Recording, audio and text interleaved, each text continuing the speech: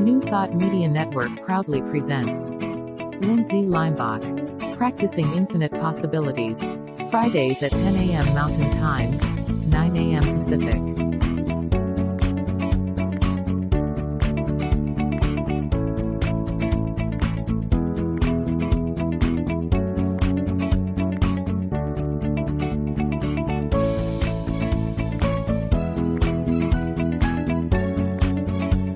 And now, here's Lindsay. Good morning, everyone. Welcome to PIP. Let me see. I'm going to see. There it is. There it is. You're watching Practicing Infinite Possibilities PIP with Lindsay. That's me. And welcome in those in California and having the coffee, and those on the East Coast maybe having lunch, and those recording. Remember, you can put up your comments, and I'd love to see them. Let me start you off with this. Is it possible to become happier? Come on, breathe that in with me. Is it possible to become happier? Can you feel how happy you are right now? Can you rate it? Think about it. If 0 is like really unpleasant and 10 is like out there in happiness, where are you sitting right now? Are you a 3? Are you a 5? Are you a 7? What would make you happier? Is it if you slept better? You ate more? You had a better relationship? You had more flexibility? Physically, emotionally? All those different things that happen. What would actually make you happier? Well, today we're going there. We have been doing this whole month. Let me show you this whole month in falling into happiness. And so every Friday, I've been doing a new episode, and we've been doing different books, reflecting on the science and also the spirituality and the psychology and everything. And today we're going to be looking at the book, The How of Happiness. Now, I don't know how to say Sonia's last name. It is a beautiful last name, but I'm going to say Sonia wrote this terrific book, and I've actually taught at it a couple of times. And it talks about the science and all these scientific studies on the how of happiness. How do you become happier? It also has a lot of great quizzes in here, so you can have self-reflection. So I highly recommend to take a look at this book, The How of Happiness. And what is Sonia saying? Well, this is the big part of what Sonia's saying, is what determines happiness. Think back. I just asked you, can you become happier? What determines it? Were you thinking about something internally that you needed to do? Externally that you needed to do? Think about it. How happy are your parents? Let's go back. If they're here or not here, but remember when you were a kid and you looked at your mom and your dad, and think about it. What was the environment like? Was it a happy household? Did you learn to express happiness? Did we learn happiness?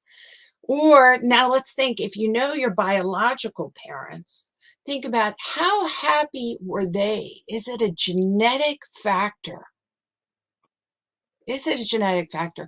Are you more like your mom in happiness? Are you more like your dad in happiness? What is it? Oops, my bracelet got caught. I'm happy again.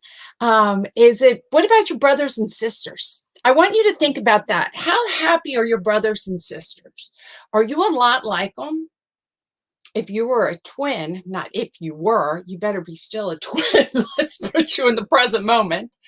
You know, if you're a fraternal twin or an identical twin, how much are you like your twin? Think about it. Or if you know twins. I just want you guys really to take this in. What is determining our happiness? Is it our genes? Is it our circumstances? Is it our intentions? Well, this is what Sonia really dives into in this terrific book. And so let me show you something. This is so cool. She ended up doing a ton of research and looking at all these studies on happiness. And she found out really that it is like 50% is your genes and your happiness, your genes. Only 10%. Let me say that again. Only 10% is your circumstances. I know that's hard to believe because we think that it's maybe like 90%, right? And then 40% is your intention. And she goes through all these wonderful studies showing why this is true. So let's go into the genes right now. She looked at all these different studies where they took twins that have been separated, twins that have been raised, identical twins, and she realized that what they call it is a baseline of happiness. We have a baseline, a genetic baseline inside of us that determines our happiness. Now, we have this in our DNA for a lot of things, including our height. So I'm 6 feet tall. So 90% of my height comes from my DNA. It's genetically given to me. It was programmed into me. 90%, so that's a lot. But you still had 10% influence that if I didn't eat well, or if I took medication, or something that you can stunt your height. You don't end up showing your true height potential, right? Well, they found that to be really true with happiness as well. There is a genetic baseline. So even when twins were separated and then they followed them, they would end up realizing when they rated them, they were about the same. Isn't that interesting? So if you kind of look at your parents and you say, well, if I really almost get my happiness gene from one of my parents, who are you more like? Are you more like your mom? Are you more like your dad? Are you a combination? And you say, well, if 50%, then can we do anything about it? Well, the answer is yes. Of course we can. Once again, if you're sleeping, if you're eating, if you've been in a family that's abusive or a family supports your happiness, if it allows your happiness expressed to its fullest, like my height to my fullest. Obviously, my parents really paid off and did my height to the fullest, right? If you have that environment and if you have those circumstances, you can bring that baseline up to its fullest. Well, then let's go into circumstances. Why in the world does she say that happiness is only 10% in circumstances? Well, what they're finding out, get this, guys, there's a 2-year bump. 2 years. A good friend of mine is getting married on October 8th. Out there, Laura, congratulations. But I have to tell you, your happiness bump is for 2 years. So they found that when people got married, they're excited and they're happy and they see this potential and it gives them a 2-year bump. But ultimately, everyone shifts back to the level of happiness they were before they got married, unless they do something different. Remember, we got that 40% we haven't even started to talk about, unless they do something different. That's why a lot of times people pleasers, think about that. Are you a people pleaser? When you're looking, if you feel you need to please somebody out there in the world, right? Please them to get validated that you have goodness in yourself. You seek someone in which you need to please. So when you're dating someone in which you're going in there and you're trying to please them. Oh, they like that. So they like that for a while. But what happens is you get married and that person you're pleasing, you never, unless they change, they're going to go back to the baseline of being unhappy. So then the people pleaser can't get that person up. The 2 years wear off and they settle back down to their old ways, their old habits. This is also true, they found, for the lottery. People that won a lot of money, whatever it was, 50,000, a million, it didn't matter.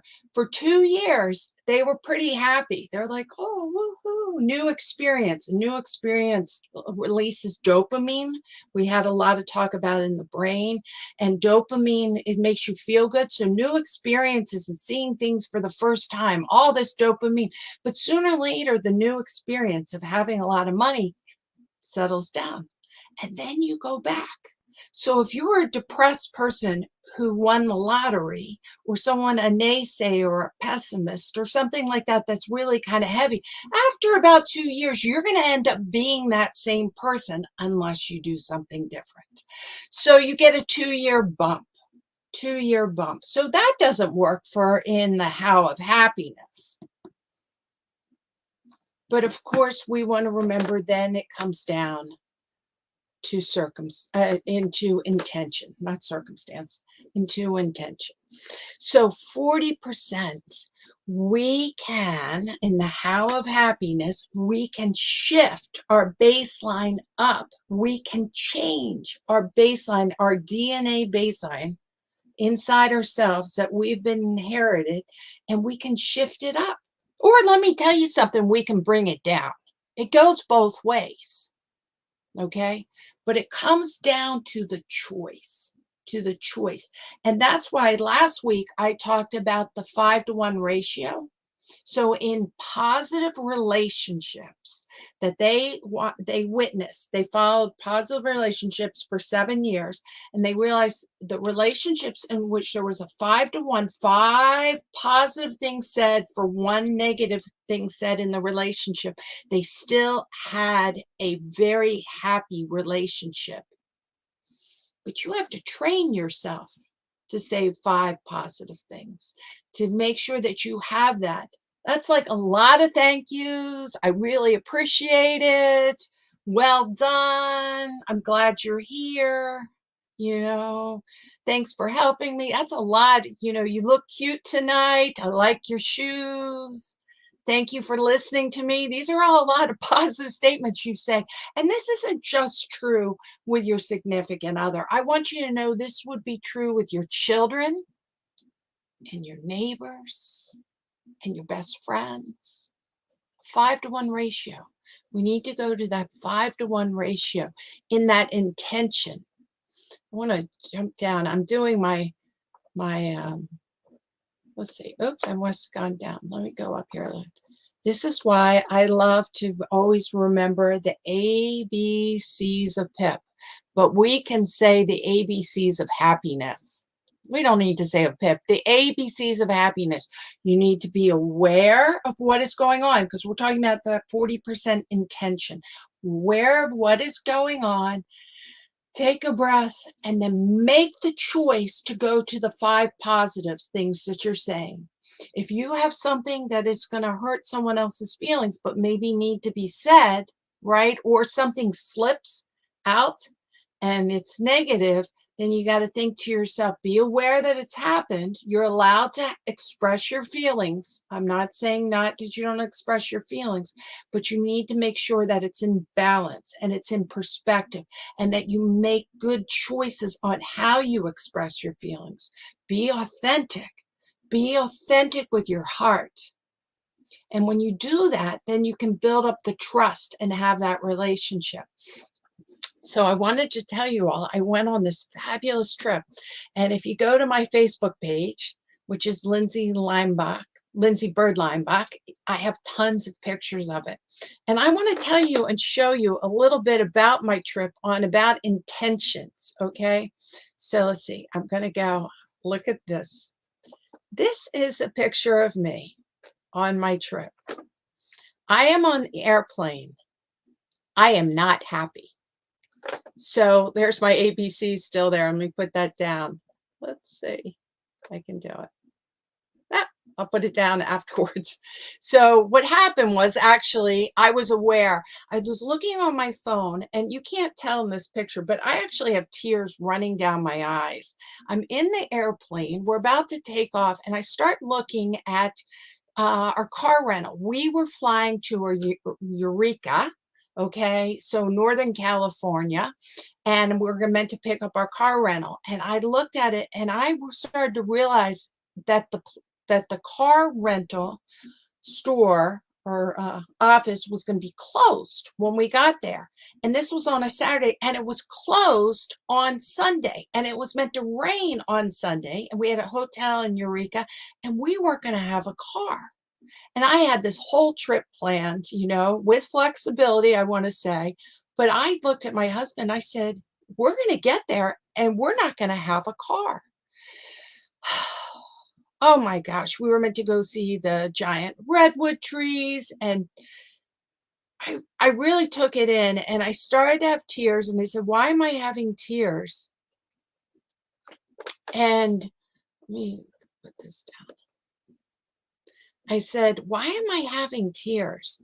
And I was really becoming aware of how I was feeling. I said, because I was disappointed that I was having expectations of what I wanted this trip to be. And now it was all going away, and that we're going to be stuck in a hotel, and it was going to be raining, and I was disappointing my husband, and I was in charge. And so I wasn't meeting. I was attached to an idea. And so I took a breath. It's okay, once again, that I felt sad about the situation. That is okay. Tears. I wasn't mad. I was sad. I was disappointed. My husband said, oh, Lindsay, it's fine. We'll figure it out. Everything has a reason. Everything has a purpose. And so he helped me make the choice that we're going with the flow. And I'm going to have this universal trust that God has a better plan, even though I don't know what it is, because that was not it. And I said, okay. So we ended up getting off. Getting off the plane. And in the teeniest airport, let me take down my banner. Here we go. There we go. The teeniest airport. And I thought, I don't know even how we're going to get to Eureka right now. And we turned the corner, and there was one thing open in the whole airport. One thing. And it was our car rental place. And we were meant to get it at the airport. We were meant to get the car in the city. And I looked at him, and I said, oh my God, it's Enterprise. And there was a man there who goes, do you have a car with us? I said, yeah, but it's in the city and it's closed. And he goes, well, let me see if we have an extra car for you. And they did. And look at this. This is us in the car. You want to talk about happiness? Not only did we get a car, I'm going to come on this side. Let's see if I go on this side. Not only did we get a car, look at that. We got a car at the airport, so we didn't have to return it in the city and take a taxi into the city back to the airport. And we got the best car. We got a Toyota Toyota RAV4, whatever. So we didn't go off-roading, but go, off into the muddy dirt and whatever. No problem. Total joy. And my husband and I just laughed, and we said, God had a better plan. This worked out so much better than I could ever imagine. And then we just said, we're giving this happy, right? Our intention is to have happiness together, but we're giving it to Spirit. Our intention, our prayer was being answered, and we didn't need to figure out the how.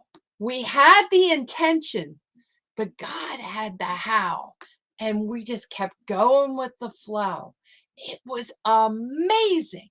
And then we go down the side street. We go the next day on a rainy day.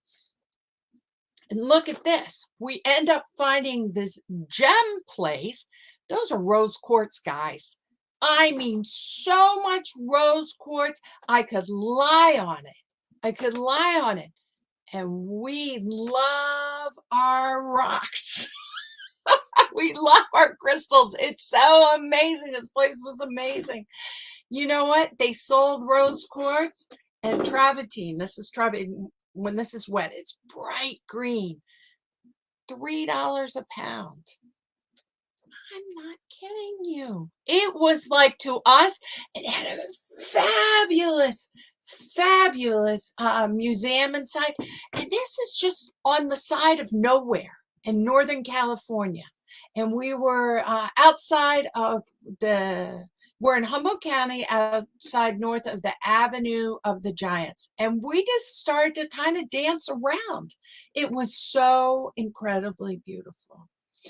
So this is what Sonia is talking about, is intention, We got dealt a card that was really hard, that maybe we wouldn't get a car, and then it was solved. And then we ended up going to Eureka, thinking we were going to spend 2 nights in Eureka, but our hotel we didn't like too much, and I already booked it.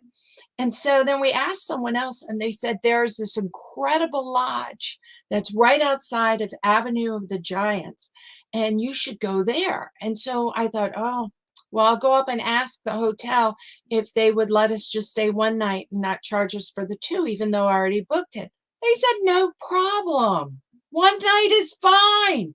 Then I called the lodge that they talked about, which was so magnificent. And they're like, yes, we have available space. And the whole trip just kept flowing like that. So go back to the ABCs, because that's your 40%. You get to be dealt a card, be aware that you're being dealt, and then take a breath and have that trust to choose happiness, choose from your heart. And then you have to also take action. And I really want to make sure that people understand that. Intention, and that's what Sonia talks about, it's not only about your thinking, but it's about your behavior. You can have the intention of happiness, but unless you literally go and do the action and allow it to flow through you as a human being, then you're just sitting there with the intention. But you have to ask the hotel, make the phone calls, be open to the infinite possibilities, the awareness that we're always talking about. We got down there, and I have so many magnificent, but that's me hugging a tree. I told her, people are like, we were meant to go to Hawaii, and it just didn't work out. So I went to the infinite possibilities. I said to my husband, I want to go hug a tree in Northern California. And he said, okay, we won't go to Hawaii. And this is our trip. And it was so magical. So we ended up hugging trees, and I have to show you this. Look at that picture. This is also at the Avenue of the Giants. We got out and we just looked at it. The clouds were rolling in, and my husband and I just sat and held hands and breathed in. And he said, this is the gateway to heaven. That's what he told me. He said, if I could tell you what it looked like entering heaven, it would be going down this river and going through those clouds. It was so incredibly magical. And from that, we ended up, let me hide that one. Look at this. Just having fun. Okay, it's not Hawaii. It was better. It was better. And that is what Sonia's talking about. Sonia is talking about, it's not where you're at. Remember, circumstance is 10%. Intention, thought, behavior. So when Sonia said, well, how do we get there? How do we actually get to that level of happiness if we know it's circumstance? And here we go. Let me show you.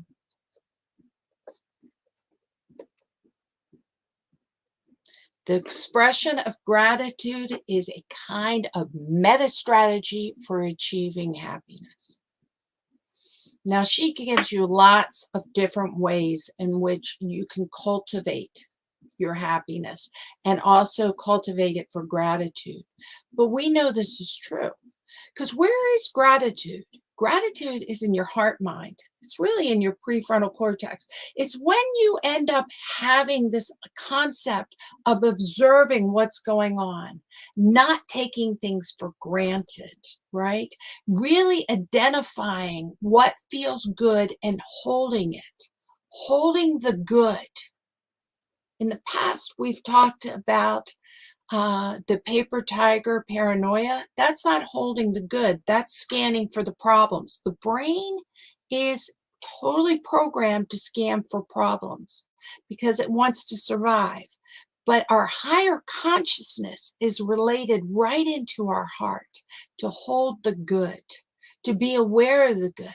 And gratitude isn't about ego. I thank you. I have this. Gratitude is being interconnected, being grateful for other people, being grateful for trees, hugging trees. Everyone go out and hug a tree. I'll tell you, it makes you feel better. It gives you happiness. It gives you feeling connected, being grateful to have that experience. That is the 40% we're talking about. That is the infinite possibilities that you have control of. Being grateful in your prayers, your affirmative prayers, right? And if you don't know how to be grateful and bring in that mega strategy that she's talking about, then talk to a friend, talk to a practitioner, talk to a minister. If you have to, talk to your higher self. Now, if you have to, let me tell you, that's what I do all the time. When I was crying, when we go back to the crying, and I was sad, I said to myself, I'm allowed to feel sad. I'm allowed to feel disappointed. You are. Not for a real long time, but for a while, and process it. It didn't turn out the way I expected. But then I was grateful I was with my husband. I was grateful that I could talk to and trust and say, hey, we have a problem. What are we going to do?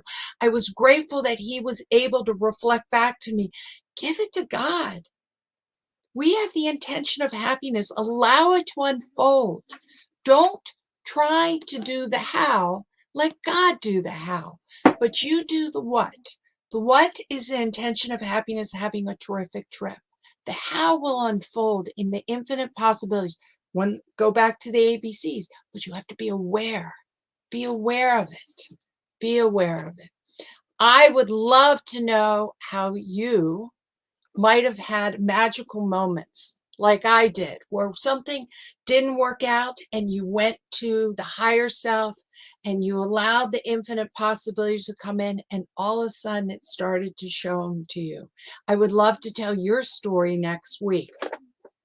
And I want to go over here and I want to thank Wayne. Look at Wayne, golden bubbles of peace. He is definitely for the how. And KJ, it's great seeing you today. I really appreciate everyone showing up and being part of this in the how. I'm going to go back and tell you one more picture on the how.